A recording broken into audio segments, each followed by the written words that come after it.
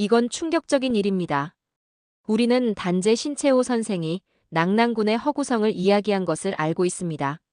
그런데 100년이 지난 지금 해외 학계가 낙랑군의 허구성을 밝히고 있습니다. 거기에 일본 식민학자가 낙랑군 유물을 중국에서 구입했다는 사실과 요동에서 임둥군 태수 인장이 발견되었다는 사실에 기존 관계자는 큰 충격을 받았는데요. 도대체 어떤 부분이 낙랑군의 평양설을 허구로 만들었을까요? 그 충격적인 이야기 시작해 보겠습니다. 그 전에 잠시 2초만요. 구독은 영상 제작에 큰 힘이 됩니다. 여러분, 우리가 학교에서 배운 역사 중에 낙랑군은 평양에 있었다는 내용 기억하시나요? 하지만 혹시 이런 생각 해보신 적 있으신가요? 왜 중국의 식민지인 낙랑군이 한반도의 중심인 평양에 있었을까? 사실 이 주장은 생각보다 많은 모순을 안고 있습니다. 수천 년 동안 우리 민족이 살아온 이 땅에 당당하게 중국의 행정구역이 버젓이 존재했다. 그것도 무려 400년 넘게요? 정말 그런 일이 가능했을까요? 우리가 잘 몰랐던 사실은 이 낙랑군 위치 문제 뒤에는 일제강점기의 역사 왜곡, 그리고 그 왜곡을 그대로 받아들인 현대 학계의 문제가 복잡하게 얽혀 있다는 점입니다. 그리고 동북공정의 핵심 쟁점이기도 합니다. 이제부터 저는 여러분과 함께 그 낙랑군 평양설의 허구를 하나하나 짚어보려 합니다. 우리가 왜 잘못된 역사를 배우게 되었는지, 그리고 진실은 무엇인지, 지금부터 진짜 한국사 속으로 들어가 보겠습니다. 낙랑은 요동에 있고 평양은 고구려의 땅이다. 이 한 문장은 지금으로부터 100년 전 한 지식인의 치열한 외침이었습니다. 바로 신채호 선생입니다. 역사의 목소리조차 왜곡되던 그 시절, 일본은 조선의 자주성과 민족성을 지우기 위해 식민사관이라는 학문 아닌 정치 도구를 앞세워 조선사를 재단하기 시작했습니다. 그 중심에는 낙랑군 평양설이 있었습니다. 일제는 이렇게 주장했죠. 한사군은 한반도에 설치되었고 조선은 고대로부터 중국의 식민지였다. 이 주장은 조선의 독립 정신을 뿌리부터 흔드는 논리였습니다. 우리의 역사를 타자의 시선으로 재단하고 민족의 주체성을 부정하는 무서운 논리였습니다. 하지만 그 어둠 속에서 신채호 선생은 꿋꿋이 펜을 들었습니다. 1931년 그는 조선 상고사를 통해 이렇게 선언합니다. 낙랑은 요동에 있고 평양은 고구려의 땅이다. 그는 단지 낙랑군의 위치를 바로잡으려 한 것이 아닙니다. 조선의 상고사를 되찾고 우리 민족의 정통성과 자주성을 회복하고자 했던 겁니다. 그는 단호하게 말합니다. 역사는 아와 비아의 투쟁이다. 다시 말하면 민족이 스스로를 지키고 발전시키려는 힘과 그것을 억압하거나 침탈하려는 힘의 대립과 충돌이 곧 역사라고 본 것입니다. 그리고 우리의 역사는 끊임없이 외세와 싸우며 정체성을 지켜온 주체적 투쟁의 역사라는 주장입니다. 그에게 있어 역사는 단지 과거의 기록이 아니라 오늘의 자존심이고 내일의 자유를 위한 투쟁이었습니다. 그런 신채호 선생이 낙랑군은 평양에 있지 않다고 주장한 것은 단순한 지리적 논쟁이 아니었습니다. 그것은 우리 민족이 다시 일어나기 위한 정신적 독립선언이었습니다. 100년이 지난 지금 우리는 과연 그의 외침을 얼마나 진지하게 받아들이고 있을까요? 이제 그 물음에 답할 시간입니다. 낙랑군과 관련된 사서의 기록은 많습니다. 그러나 사서가 가리키는 위치는 가지각색이고 해석에 따라 다르게 볼 수도 있습니다. 영상에서는 명확한 내용만 소개해드리겠습니다. 우리가 진지하게 의문을 가져야 할 결정적인 단서가 있습니다. 후한서 동이열전에는 낙랑에는 징화토라는 특산 흙이 있다는 구절이 나옵니다. 징화토는 고대 중국에서 화장품과 분해 재료로 유명했는데 요동반도 해안 지역의 특산품입니다. 그런데 평양에서는 발견되지 않습니다. 다시 말하면 낙랑군의 경제활동 중심지는 요동 해안이라는 증거입니다. 한서 지리지에는 현도는 요동의 동쪽에 있고 낙랑은 대방의 동쪽에 있다라고 나와 있습니다. 그리고 낙랑군이 대방군의 동쪽이라고 명확히 말합니다. 그런데 조선 총독부 학설대로라면 대방, 낙랑이 나란히 평양에 겹쳐 있어야 하는데 문헌상 동쪽, 서쪽 배치가 깨집니다. 다시 말하면 평양설은 모순입니다. 한서 지리지에는 낙랑은 유주에 속한다 라는 구절이 있습니다. 유주는 오늘날 북경, 요서, 요동 일대를 관할하는 주입니다. 평양은 애초에 유주의 관할 범위 바뀝니다. 당대 백과사전식 기록인 통전에는 낙랑군은 본래 한나라가 설치했는데 요동에 있다라고 합니다. 당대에도 낙랑군은 요동에 있다고 기록되어 있습니다. 이 내용은 식민사관이 만든 평양설과 정면 충돌합니다. 삼국지 위서 동의전에서는 낙랑의 동쪽에는 예맥이 있다고 나와 있습니다. 다시 말하면 낙랑군 동쪽에 고구려와 부여 계통의 예맥이 있었다고 말합니다. 만약 평양이 낙랑이라면 예맥이 어디에 있어야 하는지 설명을 해야 하는데 이 부분에서 평양설의 오류가 보입니다. 이 점은 현대 학자들도 주목하고 있습니다. 미국 하버드대의 한국사 연구자 마크 바잉턴 교수는 이렇게 말합니다. 낙랑군을 평양에 두는 해석은 단순히 고고학적 발견의 결과가 아니라 일제 식민지 시기에 확립된 학문적 관습의 산물이었다. 그는 동북아시아 고대사의 정치적 왜곡에 대해 깊은 문제의식을 갖고 있으며 낙랑군 위치 문제는 단순한 지명의 논란이 아니라 민족의 정체성과 직결된 사안이라고 강조합니다. 이제 우리는 질문해야 합니다.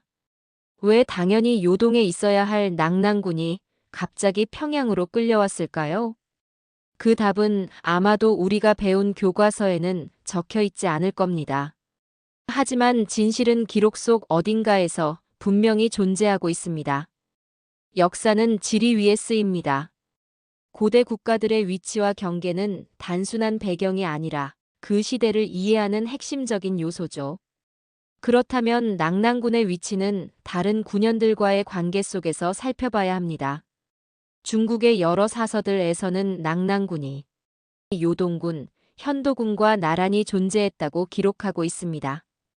후한서 동의열전에는 요동, 현도, 낙랑은 모두 바다를 끼고 자리한다 라고 하였습니다. 바다와 나란히 붙었다는 접해의 의미가 강합니다. 중심이 내륙에 있고 영역 어딘가에 바다가 포함된다는 식의 우회적 표현을 쓰지 않습니다. 삼국지 고구려전에서는 고구려가 서쪽으로 요동, 남쪽으로 낙랑과 접한다고 분명히 말합니다. 삼국지는 3세기 진수가 편찬한 기록입니다. 당시 고구려는 이미 요동에서 압록강 동쪽으로 세력을 확장한 상태였습니다. 따라서 남쪽이 낙랑, 대방과 접한다는 건 낙랑군과 대방군이 평양에 존재했다는 것을 반론하는 강력한 증거가 됩니다. 그런데 낙랑군을 평양에 위치시킨다면 문제가 생깁니다. 요동군과 현도군은 중국의 요동 지역, 즉 랴오닝성 일대에 있었던 것이 확실하기 때문입니다. 낙랑군만 홀로 한반도 깊숙이 떨어져 있다면 이 세 군현이 바다를 접하고 나란히 있었다는 고대 사서의 기록과 정면으로 충돌하게 됩니다. 이 점에 대해 러시아 극동 연방대학교의 고대사 전문가 유리부틴 교수는 강하게 지적합니다. 그는 이치린과의 연구에서 한사군이 랴오닝성이 있는 요동 지방에 있었다고 주장했습니다. 낙랑군을 평양으로 옮기는 것은 고구려와 부여의 역사 무대를 축소시키려는 조작으로 보았습니다. 실제로 낙랑군은 요동에 있었다고 주장했습니다. 즉, 낙랑군의 위치 문제는 단순한 고고학적 논쟁을 넘어 민족사의 공간을 줄이려는 구조적 왜곡과 연결되어 있습니다. 우리는 과연 그 왜곡을 얼마나 인식하고 있었을까요? 이제 그 질문에 답해야 할 시간입니다. 진실은 언제나 기록 속에서 조용히 기다리고 있었으니까요. 낙랑군이 평양에 있었다는 주장에는 고고학적 증거가 가장 강력한 뒷받침이 되어야 합니다. 하지만 정작 평양 일대에서 발견된 고분들과 유물들은 그 주장을 뒷받침하기에는 너무나 부족한 모습을 보입니다. 중국 한나라의 무덤 양식을 살펴보면 분명한 흐름이 보입니다.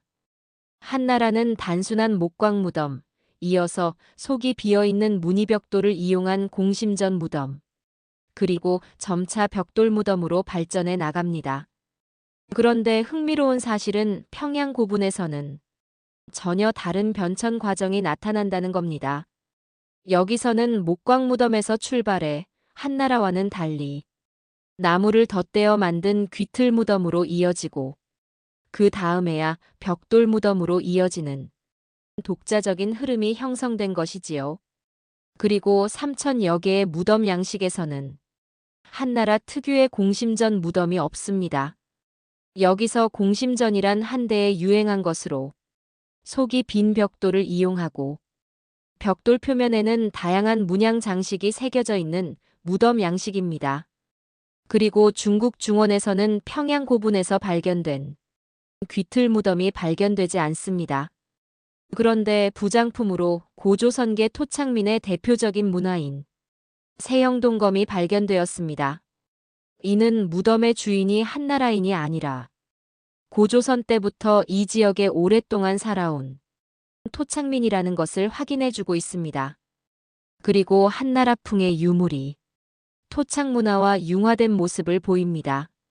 이것은 그 당시 토착민 지배층이 자신을 과시하기 위한 물품, 다시 말하면 위신제라고 할 수 있습니다.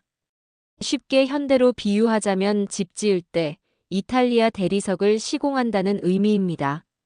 즉, 지배의 흔적이라기보다는 상호 교류의 결과물인 셈입니다. 이 점에 대해 미국의 고고학자 사라 넬슨 교수는 이렇게 말합니다. 평양에서 나온 유물은 한나라 식민지의 흔적이라기보다 교역의 산물로 보는 것이 더 합리적이다. 그녀는 한국 고고학계와 오랫동안 협력해온 연구자이며 고대 한국과 중국의 접경지 문화 교류를 전문적으로 분석해왔습니다. 그녀는 말합니다. 유물이 있다고 해서 바로 식민지였다고 단정하는 것은 매우 단선적인 해석이며 오히려 자율적인 토착 세력이 교류를 통해 선택적으로 수용한 증거로 보는 게 타당하다. 여기서 한 가지 확인해야 할 인물이 있습니다. 세키노 타다시. 조선 총독부에서 낙랑 관련 유물을 갑자기 많이 발견한 인물입니다. 그러나 그의 일기에서 충격적인 발언이 나옵니다. 북경의 골동품 관련 상점가인 유리창에서 대규모의 낙랑 관련 유물을 구입했다는 것입니다. 그러면 조선 총독부에서 낙랑 유물이라고 발표한 유물들은 조작이 되는 것입니다. 그렇다면 조선 총독부가 발표한 낙랑군 유물의 대부분은 조작일 수 있다는 것입니다. 중국 고문서를 다시 살펴보겠습니다. 고대 중국의 사서, 특히 한서와 삼국지에서는 낙랑군의 인구가 무려 수십만 명에 이르렀다고 기록되어 있습니다. 현만 해도 20여 개에 달했고 그에 따라 수많은 관료, 군사, 행정기구가 존재했다고 합니다. 그렇다면 이 정도 규모의 식민 행정구역이라면 지금의 평양 일대에서는 대규모 도시 유적과 방대한 유물 출토가 있어야 합니다. 최소한 도로망, 성곽, 대형 건축물의 흔적이 발견되어야 합니다. 하지만 현실은 정반대입니다. 평양 지역에서는 그러한 인구 규모를 증명할 만한 도시 유적이나 행정 중심지로서의 흔적이 거의 발견되지 않았습니다. 유적 대부분은 소규모 고분이나 주거지 흔적에 불과하며 한나라식 도시 구조나 대규모 행정시설의 흔적은 찾기 어렵습니다. 이 점에서 사라 넬슨 교수와 마크 바잉턴 교수는 같은 견해를 보입니다. 낙랑군이 실제 행정 중심지였다면 거기에 걸맞은 대규모 도시 유적과 유물이 반드시 있어야 한다. 그러나 평양에서는 그런 규모가 전혀 보이지 않는다. 이들의 공통된 주장은 단순한 추정이 아닌 수십 년간의 고고학 발굴 데이터를 바탕으로 한 결론입니다.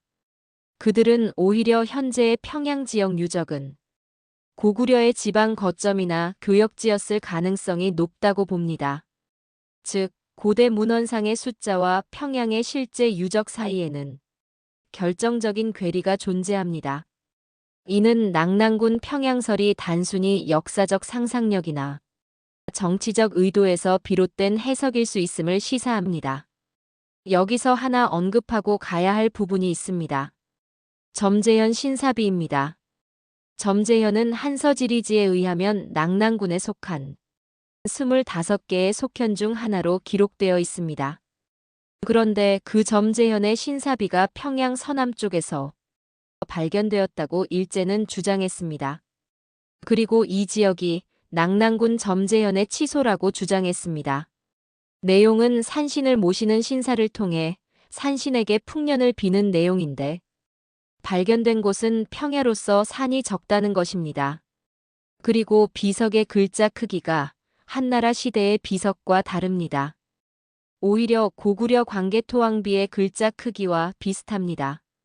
그런데 더욱 놀랄만한 것은 비석의 화강암 성분 조사 결과 요하 지역의 화강암이라는 것입니다. 그런데 뜻밖의 소식이 전해집니다.